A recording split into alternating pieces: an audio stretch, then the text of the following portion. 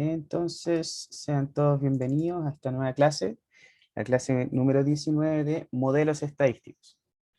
¿Ya? Primero que nada, esta clase, como les estaba contando hace un poquito, vamos a ver inferencia bayesiana súper, de forma, bueno, básica, pero va a ser lo que nos vamos a basar el resto de la clase.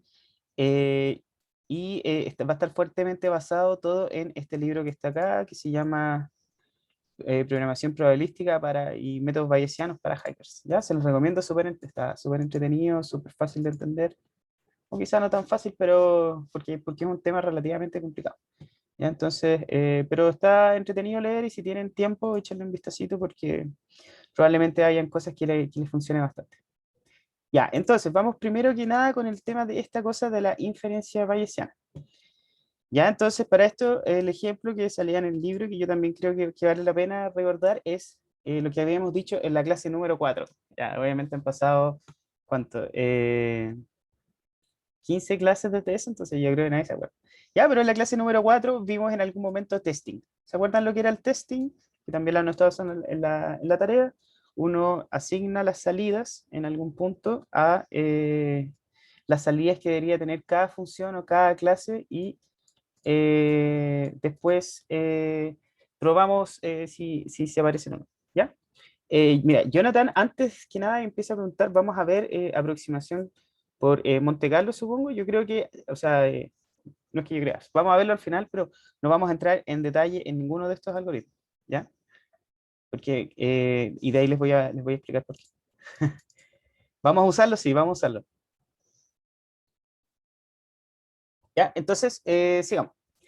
Ya, entonces recordemos esta cosa del testing. ¿Ya? ¿Qué es lo que pasaba? Entonces nosotros dábamos el output que nosotros esperábamos y antes de eso, y después ejecutábamos la función y esperábamos que nuestra función diera más o menos lo mismo. Y entonces nosotros podíamos hacer muchos tests, así, bastantes tests, y la idea es que esos tests puedan comprobar que el código no se cae en las cosas que yo estoy probando. Entonces, la idea de este tipo de técnica es comprobar que no es comprobar la ausencia de bugs, que son los problemas, errores de código, sino que mostrar solamente que hay algunos que nosotros podemos ver y que podemos corregir. Pero en ningún caso nos va a decir que estas cosas no existen. Entonces, podemos hacer una gran cantidad de estos tests, confirmar distintos casos, bla, pero nunca podemos verificar que no existan errores en esto. Ahora, mientras más evidencias tengamos, en este caso la evidencia está representada por la cantidad de test que nosotros estamos haciendo, es menos probable que contenga el código, ¿cierto? Eso es súper obvio. O sea, mientras más casos yo me ponga, más probable que haya menos casos que yo sepa que... O sea, hay menos casos posibles en los que podría fallar en alguna parte. ¿Ya? Y por último, tendremos más confianza sobre que el código está correcto. Ahora, la idea de la inferencia bayesiana es exactamente esta misma cosa. Nosotros en un comienzo, cuando no tenemos los tests, decimos, ya, este código tiene, por ejemplo, un 80% de probabilidad de tener un error, porque yo sé que siempre que hago código me voy a equivocar al comienzo y en general esa es la vida del programador, estar todo el día debugueando cuestiones. ¿Ya? Entonces, a medida que yo empiezo a implementar test, hago, de cierta manera, genero evidencia haciendo que estos tests comprueben que el código está correcto. ¿Ya? Entonces, mientras más evidencia yo tengo, mientras más test yo creo, más seguro que el programa que estoy haciendo está libre de bugs. ¿Ya? Entonces, ese es el núcleo central. Si lo trasladamos a las probabilidades, la idea de la inferencia bayesiana es que mientras más evidencia yo tengo, actualizo mis creencias sobre algún resultado en particular. ¿Ya? Nunca vamos a estar 100% confiados de nuestros resultados porque no tenemos nunca y nunca vamos a tener toda la evidencia. Pero mientras más evidencia tengo, puedo ir más actualizando los resultados. Ya, entonces vamos a hacer las grandes diferencias, vamos a verlas, digo, entre la estadística frecuentista y la estadística bayesiana. Ya, como les dije al comienzo, esto es súper filosófico, la primera parte de esta clase, porque antes de ver estos modelos necesitamos entender bien las diferencias entre estos dos tipos de estadísticas. Recuerden, cualquier duda o consulta que tengan entre medio de la clase, siéntanse libres para interrumpir y preguntar. Ya, entonces, hasta el momento la mayoría de las técnicas que hemos visto estadísticas están basadas en la estadística frecuentista. Ya, esto es lo que conocemos nosotros siempre. Eh, Voy a ganar un poquito. Ya, entonces, la interpretación de la estadística frecuentista con respecto a la probabilidad es simplemente la frecuencia a largo plazo en el que suceden los eventos. Ya, o sea, lo que ustedes conocen, pues, casos favorables dividido en casos totales. ¿Ya? Y un ejemplo súper simple de esto puede ser los accidentes de aviones con respecto a todos los vuelos hechos. ¿Ya? A largo plazo, sí, de todas maneras, sí, eso es efectivamente a largo plazo. ¿Ya? El problema es cómo podemos modelar la probabilidad con eventos que suceden solamente una vez. ¿Ya? En este caso, el ejemplo que yo encontré súper bueno era las futuras elecciones presidenciales. O sea, ¿cómo nosotros podemos modelar las elecciones presidenciales si es que estas cosas nunca han pasado? ¿Cómo les podemos asignar probabilidades? Y aquí está el cambio de foco que tiene la estadística frecuentista con respecto a la estadística bayesiana. ¿Ya? Y lo importante es finalmente que la probabilidad ya no se toma como una medida de frecuencia, sino que una medida de creencia o de confianza que yo tengo, que un observador en particular tiene sobre algún evento específico. ¿Ya? Es decir, si nosotros ahora nos transportamos al mundo de las probabilidades, acuérdense que las probabilidades siguen estando, por ejemplo, definidas entre 0 y 1, que si tomamos la probabilidad del espacio muestral es 1, y si dividíamos el espacio muestral, la suma de todas las probabilidades de esto deberían dar 1, esos son como los axiomas de las probabilidades, ¿ya? Entonces, dentro de esto estaba que la probabilidad tiene que estar entre 0 y 1, ¿ya? Ahora, la probabilidad cuando vale 0 en el enfoque frecuentista es que simplemente no hemos visto ninguna de esas observaciones. ¿Ya? Sin embargo, en cambio, digo, en la estadística bayesiana, esto significa que no tengo nada de confianza de que un evento sucederá. ¿Ya? Porque acuérdense que ahora ya lo que estamos viendo es la medida de creencia y de confianza que tenemos sobre algún evento. Ahora, la probabilidad cuando vale 1 es que estoy seguro, casi, o sea, no estoy seguro, no estoy casi seguro, estoy completamente seguro que este evento sucederá. ¿Ya? Y esa es mi creencia con respecto a esto. Ahora, ¿cómo convalidamos esta idea de probabilidades con los ejemplos anteriores? ¿Cómo podemos...? Ya, este es obvio, ¿cierto? Porque ya al final, como yo no tengo otros ejemplos de antemano para poder estimar esto, sí podemos verlo de este enfoque, porque al final las probabilidades serían la medida de confianza en la que tengo que cierto presidente va a salir. Ya, pero ¿cómo modelamos esto? ¿A alguien se le ocurre? O sea, ¿a qué se refiere finalmente? ¿Cuál sería la interpretación de la probabilidad usando estadística bayesiana sobre ese ejemplo en particular?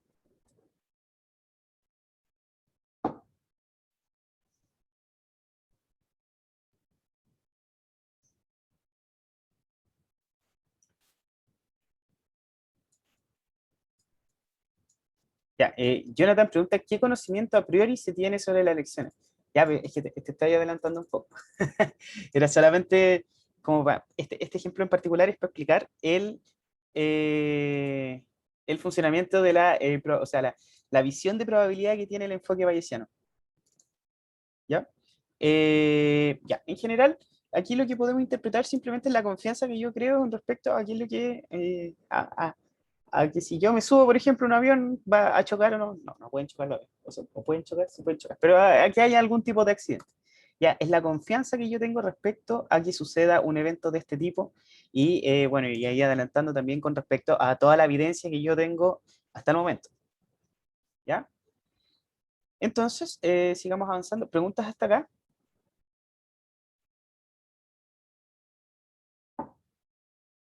¿No?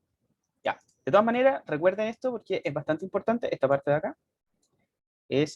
La probabilidad es una medida de creencia o de confianza, ¿ya? Y eso es lo que nos vamos a centrar de aquí en adelante. Ya, ahora, lo interesante es lo que les decía, como cada uno de los individuos puede tener distintas medidas de confianza, porque finalmente lo que yo estoy pensando respecto a un evento en particular, los individuos pueden tener distintas probabilidades con respecto a cierto evento, ¿ya? Por ejemplo, un paciente tiene los síntomas X y Z, ¿ya? Y existe una larga lista de enfermedades que pueden contener estos tres síntomas al mismo tiempo. ¿Ya? Entonces, un doctor puede tener la creencia acerca de alguna enfermedad particular de esta lista de enfermedad, que es la que tiene el paciente, y por ende, este doctor le asigna una probabilidad, supongamos 0,8. Sin embargo, otro doctor que ya tiene más experiencia en el área, quizás, o tiene otro conocimiento, o ha tenido experiencias en particulares, le permiten descartar por completo esta enfermedad que está diciendo el primer doctor, aún cuando esta enfermedad tiene los síntomas X y Z. ¿Ya? Entonces, estos son los dos casos que podemos tener, y fíjense que cada uno de los observadores aquí en este caso tiene creencias, y de nuevo para confirmar lo que estamos diciendo, creencias distintas con respecto a si va a pasar o no va a pasar alguno de los eventos que estábamos viendo acá, que en este caso sería tener esta enfermedad en particular. ¿Ya? Entonces, fíjense que tratar las probabilidades como la creencia, la medida de la creencia que yo tengo con respecto a algo, es mucho más intuitivo que hacerlo de la forma frecuentista, ¿ya? Porque finalmente es como interpretamos nosotros nuestro mundo, o sea, tenemos siempre una creencia inicial sobre algo, ¿ya? Bueno, esa es la idea igual, como un poco de hacer ciencia, nosotros tenemos la idea de que algo sucede y después recolectamos evidencia respecto a esto y actualizamos las creencias que teníamos con respecto a la creencia inicial. ¿Ya? Esta frase es súper importante porque este es realmente el framework que vamos a seguir más adelante. ¿Ya? Entonces, como les decía, esto es súper, súper, súper filosófico en este momento todavía. ¿Ya? ¿Dudas hasta acá o preguntas?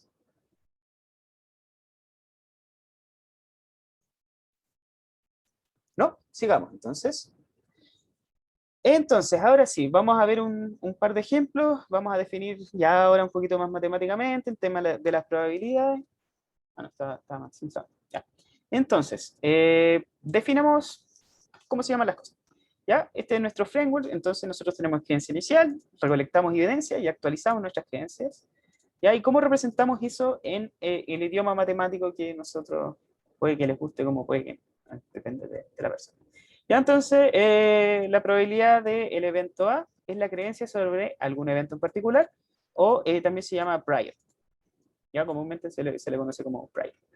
¿Ya? Y la creencia o probabilidad de un evento A da cierta evidencia X, o sea, lo que les decía recién, recolectamos alguna especie de evidencia y actualizamos nuestras creencias, es la que se llama posterior, probabilidad posterior. Entonces tenemos probabilidad anterior o prior y probabilidad posterior o posterior.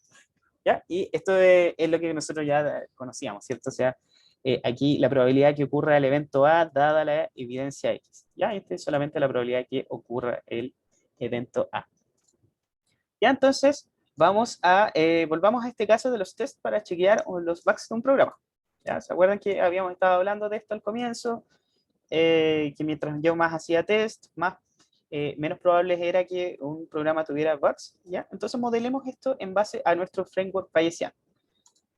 ¿Ya? Entonces la probabilidad de A es la creencia que tengo sobre la presencia de un bug en mi código. Ya estamos hablando ya que A representa a que no tengo ningún bug en mi código, entonces la probabilidad de A es eso. ¿Ya? Y la probabilidad de A X ya es la creencia que tenemos sobre la presencia de bugs luego de haber ejecutado todos nuestros tests. Entonces fíjense que acá la evidencia representada por X es ejecutar los tests. ¿Ya? Entonces, al ejecutar todos los tests y comprobar que todos terminan exitosamente, mi creencia debería actualizarse, ¿cierto? Y debería disminuir la probabilidad, que obviamente yo estoy asignando en algún momento, de tener algún bug.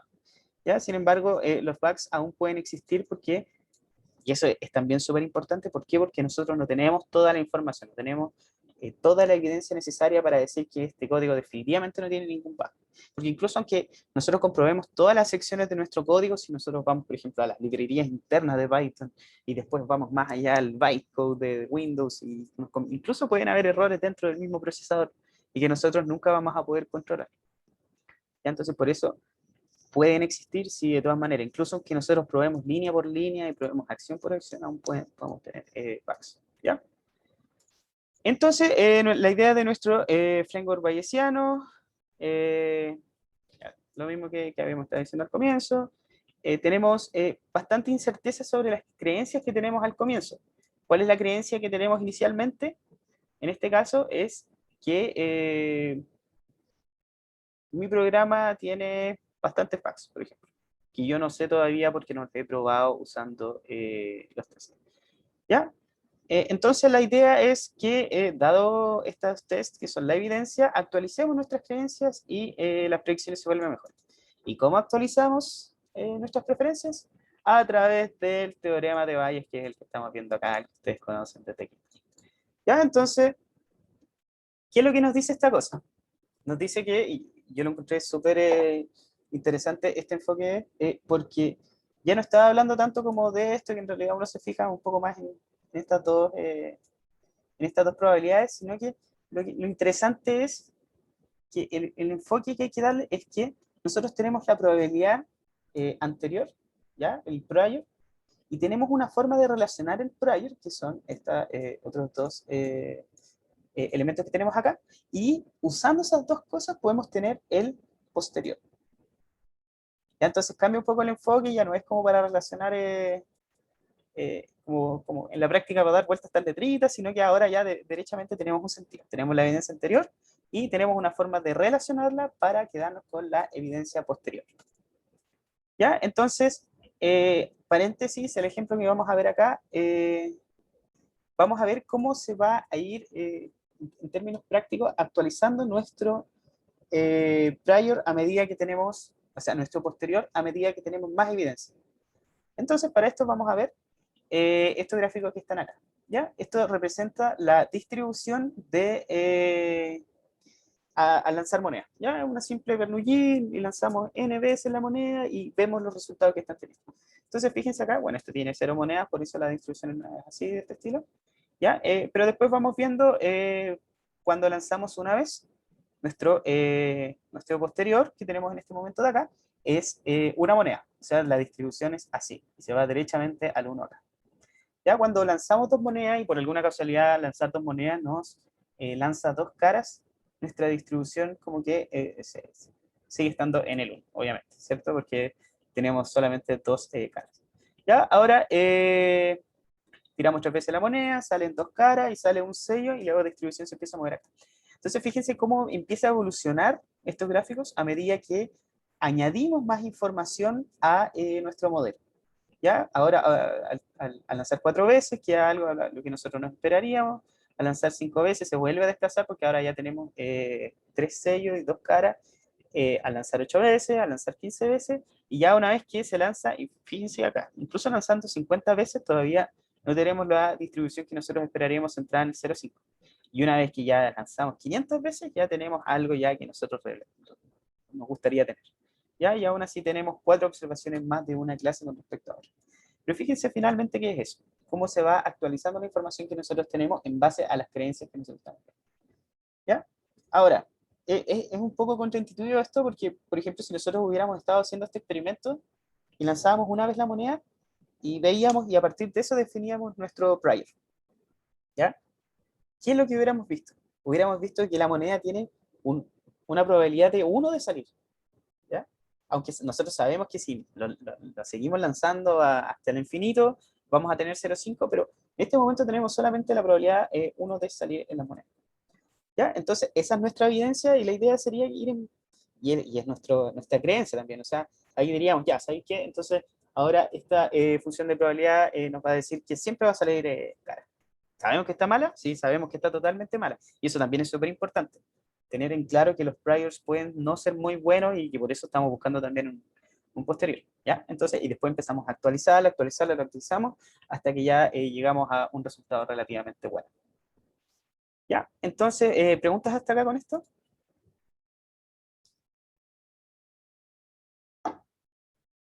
Todo ¿No? claro.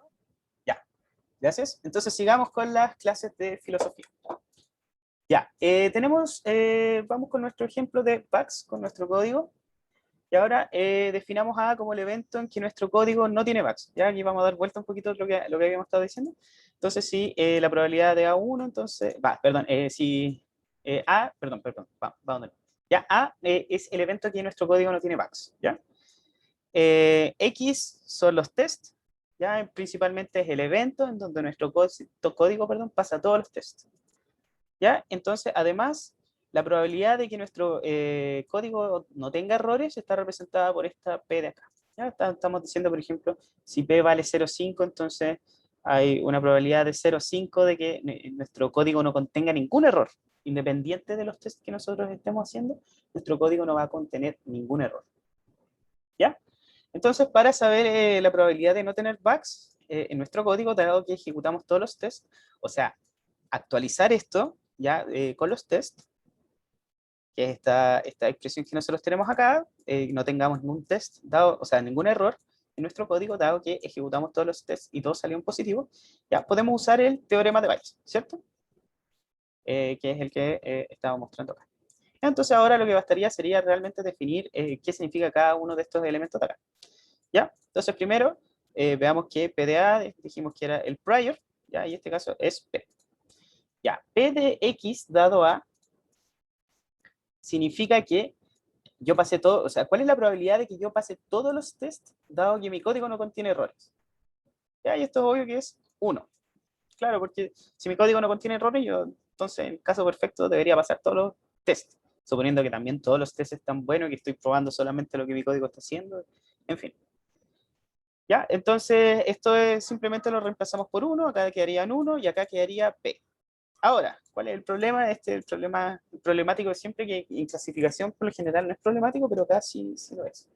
¿Ya? Entonces, la probabilidad de que se acierten los tests hay que calcular. ¿Ya? Está la probabilidad de que todos los tests salgan positivos. ¿Ya? Entonces, ¿qué es lo que puede pasar? Que podemos tener todos los tests positivos, pero al mismo tiempo, bueno, tener el código todo correcto y además tener todos los tests positivos, ¿ya? Que en ese caso ya sabíamos cuánto valía esto, y en un caso en el que el código tiene bugs, pero además los tests son positivos. ¿Ya? Y se acuerdan de aquí, vamos de nuevo a la frase que había anteriormente, nosotros podemos probar todo el código con test, pero nunca vamos realmente a saber si el código real está correcto, completo, correctamente. Solo sabemos que los tests indican que hay una cierta parte del código que está correcta. ¿Ya? Eso es súper, súper importante.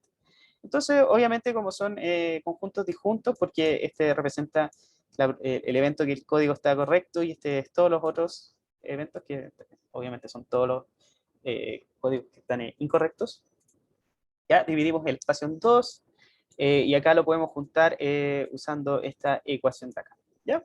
Entonces, después de hacer un poco de desarrollo matemático, eh, nos queda estas expresiones de acá. ¿Ya? O sea, aquí tenemos la intersección de estos dos conjuntos, usamos esta relación de probabilidades condicionales. ¿Totales?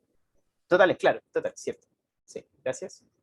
¿Ya? Y acá finalmente nos quedamos con esta expresión de acá. ¿Ya? Entonces, aquí, esta es la probabilidad de que los tests pasen, dado que el código está correcto. Esto habíamos dicho ya que era 1, ¿cierto? Porque si todos los tests pasan, entonces significa que nuestro código está correcto. Y aquí quedaría 1 por la probabilidad de A. ¿Ya? ¿Y cuál es la probabilidad de A? Habíamos dicho que era el prior, que era P. Entonces aquí queda 1 por P.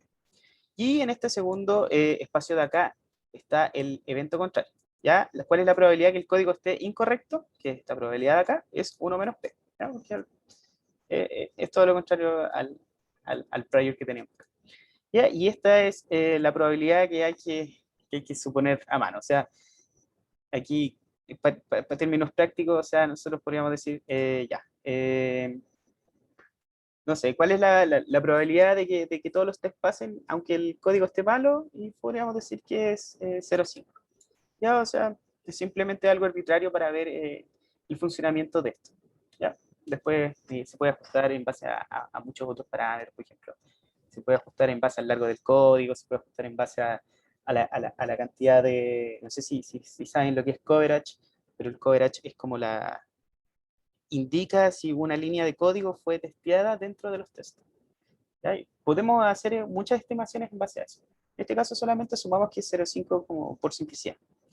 Entonces lo que nos da acá finalmente es Profe, una... ¿Sí? Cuéntame.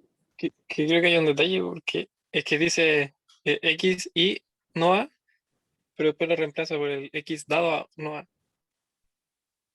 ¿Qué parte, perdón? Es que la suposición dice como una intersección, ¿Ya? pero lo está reemplazando en el dado, En él. en el condicional. ¿En qué parte, disculpa? Como, Es que dice, supongamos que X y no A, ¿ya? y después lo reemplaza, en vez de por el Y, lo reemplaza por el X dado no A. X dado no A. ¿Ya? Esta parte de acá. Sí, Ah, esta parte de acá. Esto está diciendo, ¿no? sí, sí, sí, sí. Ah, ya sí, no. Este fue error mío. Sí, sí, perdón. Tuve un pequeño. Claro. Ya, entonces, supongamos este valor de acá es ese. Ahí está bien, ¿cierto? Sí, Ya, gracias. Obviamente, recuerden que esto es solamente un ejemplo de juego, ¿ya? Ya, entonces, ahora, ya, muchas gracias. En el chat me habían dicho, supongamos, ya. Ya, entonces, sigamos. Tenemos una expresión ahora en base al prior, tenemos una expresión del posterior, ¿ya? Fíjense entonces acá la probabilidad de que no contenga ningún bug, dado que tengo toda esta batería de test que está andando correctamente, es igual a 2p dividido en 1 más p. ¿Ya? Eso es súper bueno y en particular es súper difícil de encontrar porque comúnmente no hay ninguna expresión que relacione el posterior con respecto al prior, sino que estas se encuentran de manera analítica con los métodos que vamos a ver un poco más adelante. Ya, pero en este caso tenemos una expresión analítica y podemos empezar a jugar con esto. Ya, ahora lo interesante de esto es que también es una distribución de probabilidad, ¿cierto? O sea, los valores de esto van entre 0 y 1 y es lo que nosotros estamos graficando acá. ¿Ya? Entonces, fíjense acá, esto empieza de 0, termina en 1 y a este lado de acá también empieza en 0 y termina en 1. Este son los priors y este son los valores posteriores.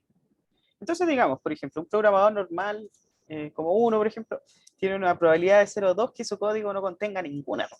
¿Ya? O sea, caso contrario, un 0,8 de que contenga alguna especie de error. Y yo creo que es súper probable. O sea, en general, aunque probemos todas las líneas, siempre va a haber alguien que va a encontrar cómo hacer pedazos las cosas. ¿Ya? Entonces, fíjense que sin test tenemos esta probabilidad, pero ya bajo todos estos supuestos que tomamos acá, con test, lo que tenemos ahora es que la probabilidad de que haya un error, dado la evidencia, dado los test, disminuye. ¿Disminuye cuánto? Disminuye más o menos a un 0,33, que es el valor que está acá. ¿Ya? Que obviamente si uno reemplaza 0,2 acá, daría eso. ¿Ya? Entonces, fíjense cómo se relaciona finalmente la información anterior con respecto a la información posterior que nosotros tenemos. ¿Ya? Así que eso. ¿Dudas hasta acá? ¿Les parece esto, este cambio de enfoque de las probabilidades? sí, a mí me encanta. Qué bueno, qué bueno. ¿Ya lo Y conocían esto ya o va no? como a verosimilitud, ¿no? Un poco más, Maximizar verosimilitud. claro, en los métodos de más adelante vamos a estar viendo. Es que en realidad hay dos formas después de maximizar estas cosas. O dos formas que implementa la librería que vamos a ver en este momento. Probablemente haya más formas para hacerlo. Ya. Sigamos entonces. ¿Alguna otra pregunta? ¿No? Estamos. Ya, entonces, un pequeño repaso de algunas otras cosas técnicas. Las distribuciones de probabilidad que van a jugar un papel súper interesante, súper importante en esto. Entonces, ¿qué era una distribución de probabilidad? Una pregunta súper buena. ¿Ya? Antes que nada, vamos a ver qué era una variable aleatoria. ¿Ya? Una variable aleatoria es simplemente una función que mapea eventos, por ejemplo, lanzar una moneda y salga cara, sello, a número. Entonces podemos asignar, no sé, por ejemplo, cara 0 y sello 1, o en un dado podemos asignarle a cada una de las caras a un número. ¿Ya? Entonces, la función de distribución de probabilidad asociada a alguna variable aleatoria z es una función que asigna probabilidades a cada uno de los valores posibles que puede tener z. ¿ya? Entonces la idea es que ahora esta distribución de probabilidades, si por ejemplo teníamos cara, que a cara le asigne una probabilidad de 0,5, porque nosotros sabemos que si tiramos muchas veces una moneda da una probabilidad de ese estilo. ¿Ya? Entonces existen tres tipos de variables aleatorias. ¿Ya? Las discretas, que pueden tomar valores especificados en una lista de valores, por ejemplo, cara, sello, el dado, también, por ejemplo, las poblaciones, que por más que nosotros recolectemos todas las muestras del universo, de todas maneras van a seguir siendo discretas. Entonces, lo pueden relacionar mucho con las variables categóricas que habíamos estado viendo antes. Evaluaciones de películas, por ejemplo, votos, son todos discretos. ¿Ya? Tenemos también otro tipo de variable aleatoria que se llama continua, que puede tomar valores exactos de cualquier tipo, por ejemplo, temperatura, velocidad, tiempo, que en general puede ser cualquier valor continuo que esté definido dentro del rango de la variable aleatoria. Por ejemplo, la temperatura, nosotros sabemos que tiene que ser mayor a menos 273 Celsius, ¿cierto? Porque después no existe, no sé cómo será más específicamente. Ya hay una mixtura de las anteriores, o sea, podemos tener combinaciones entre estas dos sin mayores problemas. ¿Ya? Entonces, para el caso discreto, la función se llama, de distribución se llama función de masa de probabilidad o función de probabilidad, cualquiera de las dos sirve. Y es lo que estábamos diciendo, le asignas una probabilidad a un evento K, ¿ya? O sea, dentro de, obviamente, de la variable aleatoria C. El evento K puede ser, en este caso, si teníamos el lanzamiento de la moneda, puede ser cara o sello, que estaría representado por un 0 o un 1. ¿Ya? Entonces, por ejemplo, la distribución de Poisson, que por favor, si alguien sabe realmente cómo se pronuncia eso, yo supongo que se pronuncia así. Sí, Modela, así. ¿sí? Ya, qué increíble, gracias. Modela el número de veces que ocurre un evento determinado, un evento, digo, en un intervalo de tiempo, ¿ya? Esta es su forma, y lo interesante de esto es que esta distribución depende de un parámetro lambda, ¿ya? Como adelanto, la mayoría, o casi, no, probablemente no, todas las distribuciones dependen de algún parámetro en particular, ¿ya? Entonces, lambda es el parámetro de la distribución, ¿ya? Y esta controla la forma de la distribución de tal forma que si lambda es mayor, acepta, o sea, le asigna mayores probabilidades a números más grandes, ¿ya? Entonces, fíjense acá, lambda es súper chico, en este caso es 1, y los números cercanos al 0 son los que tienen mayor probabilidad, y si lambda es más grande, entonces los valores que toman un poco, que son un poco mayores, tienen más probabilidad y así sucesivamente. ¿Ya? Entonces, la notación es súper simple, Z distribuye, esa es la colita, a Poisson. ¿Ya? Esto obviamente yo sé que ustedes lo han visto muchas veces y son expertos en esto, pero nunca está de más volver a repetir. Ya, y en el caso continuo, la función de distribución le decimos función de densidad de probabilidad, que puede tomar cualquier valor real continuo, y la idea es que esta retorne una probabilidad. ¿Ya?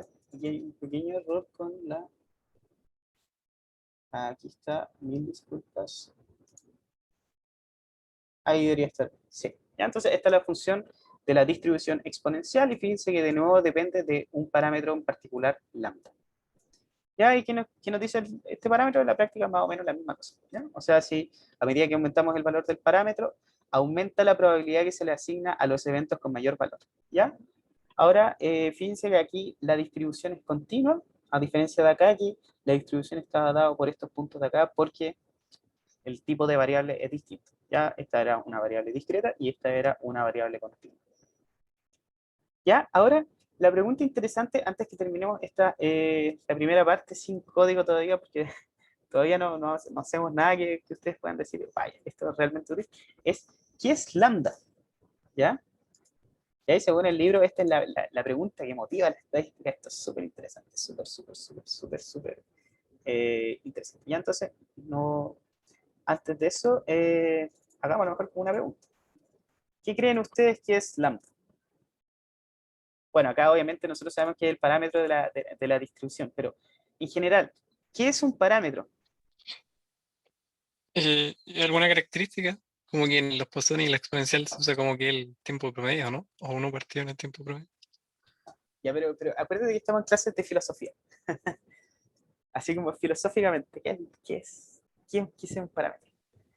Otra característica de la vida asociada que afecta quizá a nuestra variable aleatoria. Claro, que en la práctica define cómo se comporta nuestra variable aleatoria. ¿Ya? Ahora, lo interesante es que nosotros nunca realmente vamos a conocer esta variable lambda por ejemplo, la media y la varianza de nuestras distribuciones. Estas cosas están ocultas a nosotros. ¿Ya? Imagínense, vamos a medir las alturas de la persona. ¿Ya? Sabemos que las personas, la altura distribuye normalmente, que puede tener una media de 1,70, qué sé yo, y varianza de, no sé, 15, una cosa así. En fin, no lo tengo muy claro. ¿Ya? Pero nunca vamos a saber realmente el valor exacto de esta cosa. ¿Por qué? Porque nosotros tendríamos que medir todo el mundo, y es decir, todo el mundo me refiero a las 7.000 millones de personas que viven en este planeta, para poder tener el estimado concreto del parámetro de la altura de las personas. ¿Ya? Entonces, eso es súper interesante, porque lo que hemos estado haciendo siempre hasta el momento es que a partir de una muestra, un muestreo aleatorio de personas o de eventos en particular, estamos infiriendo estos parámetros. ¿Ya? Ahora, Solo un Dios lo sabe. ¿ah? Como que dicen que solo un Dios lo sabe, generalmente. Sí, pues, obviamente, el dios de la estadística. ¿Ya? Entonces aquí viene la diferencia de nuevo fundamental, esta pelea eterna entre bayesianos y inferenciales, es que en la enfoque inferencial deduciríamos el valor a partir de las muestras que la variable aleatoria que estamos estudiando nos entrega. O sea, vamos a la lista de personas, saquemos el promedio de esto, saquemos la varianza de esto, y aunque sean 500 millones, todavía tendríamos un buen estimado, supongo, y podemos hacer todos estos test estadísticos para comprobar y los p-valores y todo esto. ¿Ya? En cambio, en la estadística bayesiana se centra, como se centra en las creencias, ¿ya? Porque vamos de nuevo a la parte de arriba, se centra en las creencias, vamos a centrarnos no en un valor exacto, sino que en la creencia de cuánto nosotros estamos estimando, perdón, a partir de los datos. Y eso es súper interesante porque ahora ya eh, no vamos a tener valores exactos, sino que estos parámetros ahora se van a convertir en también distribuciones de probabilidad, ya que podemos también estimar a través de distintos métodos. ¿Ya? Entonces, esa era toda la introducción. Profe, ¿Sí? Cuéntame. que no sé si ya es mucho enredo, pero no hay una como posterior del parámetro también, así como doble bayesiano.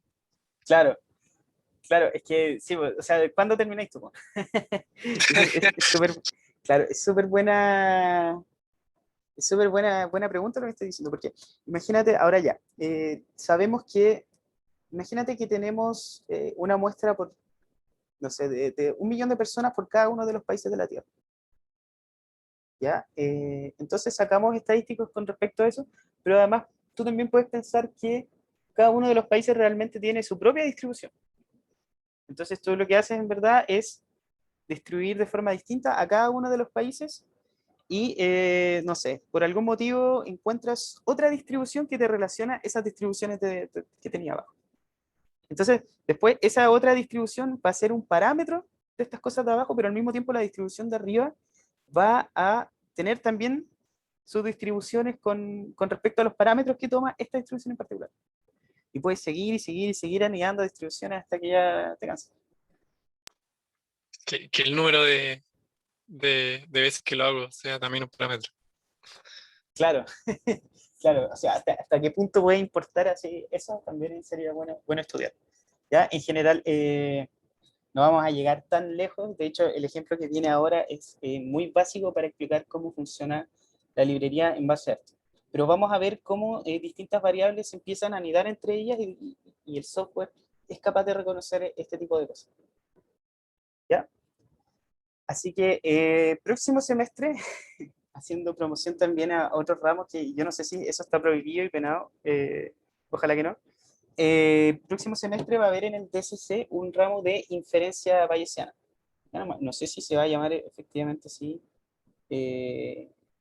pero que va a estar centrado en este enfoque y van a ver todos los métodos a profundidad. ¿Ya? O yo supongo que todos los métodos que están como de moda ahora en este momento, porque siempre están cambiando estas cosas. Entonces, eso con esto, vamos ahora a los ejemplos. ¿Ya? Se preguntarán por qué estoy ejecutando Colab y no la otra, o sea, no lo estoy ejecutando de forma local, es porque tuve unos problemas y no pude ejecutar la librería. Yo, la verdad, confío en que ustedes van a poder hacerlo. No debería estar recomendando librerías que no funcionan, pero en general esta funciona bastante bien. ¿Ya? Jonathan pregunta si se ve Deep Learning, supongo que te refieres con DL. Vamos a ver en la próxima semana, no, la próxima semana un poco de Deep Learning con PyTorch, pero no esperes nada extremadamente profundo porque la idea es que sea una cosa bien introductoria este ramo y no algo como también específico. Ya, Nicolás dice, también hay un curso del ramo de Deep Learning. Sí, en el TCC hay un ramo de Deep Learning dado por Jorge Pérez, que es extremadamente bueno, yo se lo recomiendo mucho. ¿Ya? Y Jonathan de nuevo pregunta, ¿redes neuronales bayesianas no se ven? No, lamentablemente no vamos a llegar a ese punto. ¿Ya? Yo creo que, y parece que en el ramo de Deep Learning me parece mucho que no se ven, no estoy seguro. Así que lo lamento. Yo no sé muy bien si habrá algún curso que se dedique a eso, pero se ve súper entretenido. ¿Ya? Entonces, vamos con la parte 2 de la clase. ¿Ya? La librería que vamos a ver es PyMC3. Yo no sé muy bien qué significará este MC, o sea, Monte Carlo, puede ser, no sé. ¿Ya? Y es la librería por defecto de Python para inferencia bayesiana, o eso es lo que ella se autoproclama. ¿Ya? Obviamente de fuentes autorreferenciales. Ya implementa junto a otras librerías como Pyro, que está implementada bajo PyTorch, y TensorFlow, Probability, que ya saben de qué librería proviene, implementan programación probabilística. ¿Ya? Ahora, ¿qué es la programación probabilística? No es generar código de forma aleatoria, sino que es un paradigma para crear modelos probabilísticos a partir de la programación simplemente que uno hace, ¿ya? A partir de variables y la programación de esto. Ahora, ¿cuál es la idea? Que estas variables son un poco especiales, ya no son variables simples, sino que ahora empiezan a ser cada una de las variables aleatorias y tienen asociada alguna distribución de probabilidad entre sí. Y en general la idea de esto es que todas las variables que estén definidas dentro de estos modelos, dentro de la librería, estén bien definidos, o sea, sean probabilidades. ¿Ya? Y el ejemplo más simple, y es el que vamos a ver en la clase, porque lamentablemente es lo que nos da el tiempo, es de regresión lineal. ¿Ya? A diferencia de la regresión lineal ordinaria que habíamos visto, o sea, que se resuelve por cuadrados ordinarios que todos conocen, vamos a ver el enfoque bayesiano de cómo resolver esta regresión lineal. Ya, entonces, la idea es predecir los i que se encuentran normalmente distribuidos bajo esta distribución que nosotros tenemos acá, sobre un mu y sobre un sigma cuadrado, que en este momento todavía no estamos. Ya, entonces, y la media de los valores debería estar dada por estos valores que está acá. Sería alfa, que sería el error, beta 1 con x1, que sería el primer atributo, si es que lo quieren ver, por ejemplo, como un data frame sería la primera columna, x1, un atributo en particular, y beta 2, que es el ponderador del segundo atributo. Ya, entonces, perdón, alfa es el interceptor, ese que estaba aquí, y sigma era el error. Hay un pequeño. ¿Ya? Entonces, lo que hacemos es ejecutar esta celda, yo ya la había ejecutado, por cierto. ¿Ya? Y aquí vamos a generar un par de datos aleatorios. ¿Ya? Entonces, fíjense, acá tenemos la comparación entre los atributos x1 y x2 con respecto a la y. ¿Ya? Entonces, pregunta, ¿qué deberíamos hacer ahora según el enfoque bayesiano? Eso es súper interesante. ¿Qué deberíamos hacer? ¿Qué aprendieron de la filosofía bayesiana que vimos en la primera parte de la clase? Asumir una distribución. Exactamente. Tenemos que ahora no necesariamente empezar a buscar los parámetros, sino que asumir que estos parámetros, el alfa, el beta y todas estas cosas, tienen una distribución ya dada y después que a partir de la evidencia, que son estos puntos que tenemos acá, tenemos que actualizar nuestra distribución. ¿Ya? Entonces, ese es el espíritu bayesiano. Muchas gracias. Entonces, lo que hacemos ahora es asignar distribuciones iniciales con el conocimiento que tengamos Ya podemos ver acá, podemos decir que está en una normal entre 0 y 10, ya, o sea, es decir, centrada en el 0 y con una varianza de 10, una varianza súper grande, incluso mucho más allá de lo que nos dice nuestro gráfico, porque el gráfico parte en -2 y termina en 2. Bueno, un poquito más allá, un poquito más. Ya, pero asumimos que tanto alfa como los beta, que son estos ponderadores de x1 y x2, y el intercepto, se distribuyen de esta manera, ¿ya? Y el error se distribuye en una normal de 0,1 que tiene la particularidad de que es solamente la parte positiva. ¿Ya? Es half Normal Distribution se llama. ¿Ya? Entonces, ahora, ya tenemos definido nuestras distribuciones iniciales del enfoque bayesiano. Entonces, ahora lo que deberíamos hacer es especificar nuestro modelo. ¿Ya? ¿Cómo funciona PyMC3? ¿Ya? En general lo que hace es usar Context Manager. No sé si se acuerdan en alguna parte cuando vimos archivos. Ya no me acuerdo la verdad si vimos archivos o no.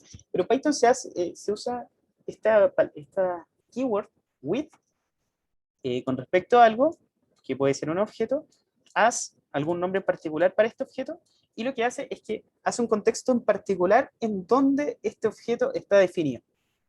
¿Ya? Este objeto de acá está definido con este nombre de acá. ¿Ya? Y una vez que se sale del contexto, deja de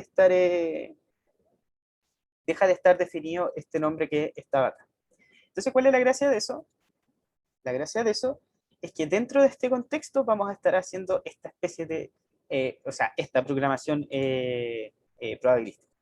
Ya, entonces, lo que hace comúnmente esto es with pm.model, pm es por el módulo de PyMC3, y le decimos basic model, pero este es el nombre del modelo que ustedes van a tener, ¿ya?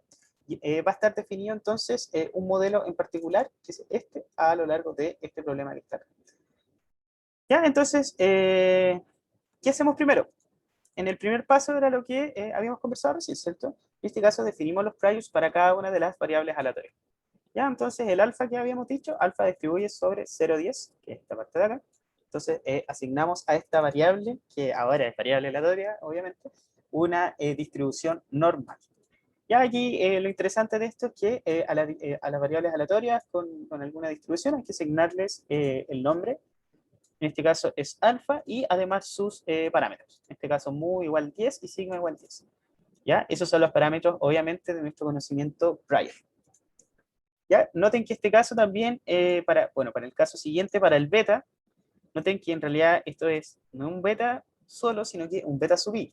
¿Por qué? Porque teníamos estos dos parámetros, o sea, estos dos atributos que tenemos acá. Ya entonces, ¿cómo lo hace esta librería? Tiene una muy buena forma de agregar más de una variable aleatoria a la misma variable, ya que es con esta parte, este argumento que está acá, que es shape.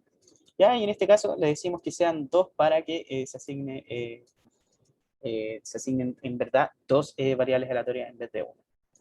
Ya, y por último tenemos este sigma, que es el que está acá, y también lo inicializamos como una distribución. Segundo paso, vamos a ver cuáles son los valores esperados por los datos observados. O sea, nosotros finalmente tenemos los parámetros de nuestra regresión. Y ahora, ¿cómo era para juntarlos? Para juntarlos simplemente tenemos que calcular este mu que teníamos acá, que es este que está acá. Ya, entonces nuestro mu se componía de esta variable aleatoria alfa, esta variable aleatoria beta sub 1 y esta variable aleatoria beta sub 2. ¿Ya? Entonces, simplemente lo definimos. ¿Ya? Y esta es la gracia, esto es lo poderoso de esto. Porque fíjense que acá estamos sumando variables aleatorias. Variables que nosotros no sabemos cuánto cuestan, o sea, cuánto valen, pero que de todas maneras estamos pudiendo ejecutar. ¿Ya? Porque ya finalmente, una vez que nosotros entrenemos este modelo, vamos a realmente estar ejecutando estas relaciones que tenemos acá. ¿Ya? Entonces aquí tenemos alfa más beta sub 0, ya por x1 más beta sub 1 por x2. Hay como un pequeño alcance de nombres, pero en general yo creo que un poquito entendido. ¿Ya? Es una particularidad, esta variable es llamada determinística, ya que su valor está completamente determinada por sus padres. ¿Ya? Uno pensaría que determinístico es como que ya su valor realmente existe, es una constante, pero en el caso de esta librería en particular, estos se llaman deterministas. ¿Ya? Estos se llaman variables estocásticas, porque están no están definidas completamente por alguien, sino que dependen de la aleatoriedad que tenga el generador de números en el momento que se esté ejecutando. ¿Ya? Y por último definimos la distribución de muestras para nuestro modelo. ¿Ya? Que en esta parte sería definir este último paso que estaba quedando acá. ¿Ya? Y la gracia de esta distribución normal de muestras es que nosotros le pasamos este mu que está acá, ¿cierto? Que sería el promedio. ¿Ya? Y eso es bastante interesante porque ahora lo que estamos haciendo es que a esta distribución de probabilidad le estamos pasando los valores esperados de nuestra regresión. ¿Ya? Pero esto también es finalmente una variable aleatoria que está determinada por estas otras variables aleatorias que estaban acá arriba. Entonces así vamos construyendo esta cosa anidada que habíamos estado diciendo recién. ¿Ya? Que si se acuerdan de lo que habíamos estado hablando de la altura, que dependía finalmente de una distribución de las medias y una distribución de las varianzas, es exactamente lo mismo. Solamente que ahora con el tema de la regresión. ¿Ya? Y este sigma que está definido también acá, lo pasamos directamente a esta parte de acá. Entonces fíjense ahora que las variables observadas de salida también cumplen una distribución normal con este mu y este sigma de acá. Y ahora lo último es que tiene este parámetro observed, que es aquí donde realmente nosotros le pasamos los datos de entrenamiento. ¿Ya? Entonces, en esta parte de acá, este y es el que contiene los valores de y que generamos en esta parte que teníamos acá. ¿Ya? Y la idea de Observer es que nosotros le especifiquemos al programa que en el momento que vaya a entrenar use esos datos y que al mismo tiempo no los modifique, porque ya como tiene esos datos que la distribución que vamos a calcular acá se base con respecto a esto de acá. ¿Ya? Entonces, ¿alguna pregunta de cómo se definen los modelos? ¿Qué sería esta parte de acá? ¿No? Ya, entonces sigamos. Y ahora viene lo que todos querían saber. ¿Cómo se entrenaban los modelos? ¿Ya? Esta librería presenta dos formas de entrenar los modelos. Uno que es el maximum a posteriori, que en la práctica son ejecutar modelos de optimización para encontrar los parámetros. Y la segunda son métodos de muestreo basados en cadenas de Markov con Monte Carlo, ¿ya? Que se abrevia MC, MC o MC, MC, no sé. ¿Ya? Entonces, los primeros habíamos dicho que son métodos basados en optimización, los máximos a posteriori, que son muy sencillos y en general, según lo que dice la guía oficial, no son muy recomendables para modelos complejos. Ya pueden caer en óptimos locales y si el modelo, mientras más jerárquico sea el modelo, porque si ustedes se fijan, acá ya tenemos dependencia entre estas variables, por ejemplo, y mu depende de esta de acá y esta de acá, ¿ya? Pero al mismo tiempo el I observado está dependiendo de estas distribuciones de acá. Mientras más jerárquico sea el modelo, mientras más grande sea, menos va a funcionar, o más que menos, más malos resultados va a obtener. Entonces, recomiendan que se usen para este tipo de modelos básicos. ¿Ya? Entonces, uno ejecuta esta celda y con este pm.findMap y le pasa el modelo, que en este caso era el basic model que está acá, y este a través del modelo de optimización por defecto, que no sé si está por acá. ¿Aló? ¿Me escuchan? ¿Me escuchan? Sí, ¿Aló? ahora sí. Ah, ¿no me escuchaban recién Ahora o sí. sí? Ah, No, un rato no. oye, cuál fue lo último que escucharon? Como después de lo de Markov, un poquito después. Ah, acá en esta parte de acá, ¿cierto? ¿Me pueden ver la pantalla todavía o no? Sí, sí. Ya. Ah, ya, y mil disculpas que de repente aquí te ya. Entonces, tenemos estos primeros métodos de máximo a posteriori, que la idea era, son métodos basados en optimización, puede caer en óptimos locales y además, mientras más jerárquicos sean los modelos, peor serán los parámetros que se puedan encontrar. Ya, eso es simplemente lo que hay que saber. Con respecto a esto, este tiene un modelo de optimización sencillo que no me acuerdo muy bien cuál es en este momento, lo pueden ver en la documentación. ¿Ya? Y aquí entonces nos entregó los parámetros que habían estimado. Ya, aquí está el alfa, que en este caso es 0,95, el intercepto. Aquí, fíjense, están los valores para los dos beta, para el beta 1 y el beta 2, para cada uno de los arreglos, perdón, de los atributos. ¿ya? Y los valores de sigma y un valor de sigma logaritmo, ¿ya? Ahí pueden también variar el estilo de, o sea, digo, el método de optimización y debería retornarles algo relativamente sencillo. ¿Ya? Entonces ustedes que saben de optimización puede que sepan de qué se trata estos modelos en particular. ¿Ya? Y el otro enfoque son los métodos basados en muestreo. ¿Ya? Realmente yo no soy, o sea, yo no tengo mucha experiencia en esto. De lo que entiendo es que en general se crea una distribución mucho más grande en el sentido de que está como que envuelve a la distribución original y después, a partir de distintos muestreos, se va adaptando a esta distribución grande hasta intentar ya realmente obtener los parámetros, obtener la distribución que originalmente tienen los datos. Y a partir de ese ajuste que se hace y de los valores que están obteniendo, se obtiene finalmente los parámetros, ¿ya? Y dentro de esto está los métodos de Markov o sea, de cadenas de Markov con Mortecap. Ahora es extremadamente sencillo, si se fijan acá, aquí hacen 500 sampleos, o sea, 500 muestreos para poder estimar los parámetros, y simplemente se hace con una línea de código, increíblemente. ¿Ya? Entonces aquí ejecutan esto de acá, bueno, aquí se demora un poco, así que no lo voy a ejecutar. Y después con esto ya tenemos entrenado nuestro modelo y podemos analizar lo que sale. Entonces fíjense, acá la distribución de alfa es algo que nos entrega más o menos así, y la distribución que aprendió nuestro modelo es la azulita que nosotros tenemos acá. ¿Ya? El beta, bueno, quizás pareciera que no le fue tan bien, pero el sigma de nuevo se parece bastante. ¿Ya? Estos son los resultados que tuvimos a partir de este entrenamiento basado en métodos de Markov con Mortecap. ¿Ya? Así que eso sería todo por esta clase. Yo, en principio, no creo que sigamos viendo modelos estadísticos porque definitivamente esto es un curso completo, es totalmente nuevo y mi idea con esta clase era principalmente que ustedes supieran la existencia de esto para que después se puedan comprender mucho más con respecto a esto. ¿Ya? Pero pareciera que no hay una especie de modelo, o sea, de modelamiento sagrado como scikit-learn, que era súper sencillo y era fit y predict.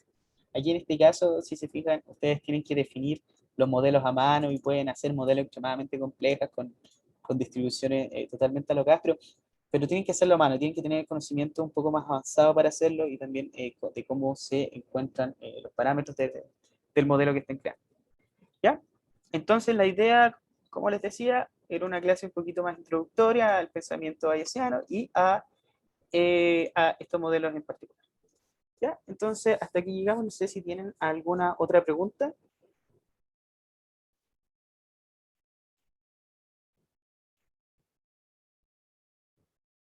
No, si ese es el caso, entonces,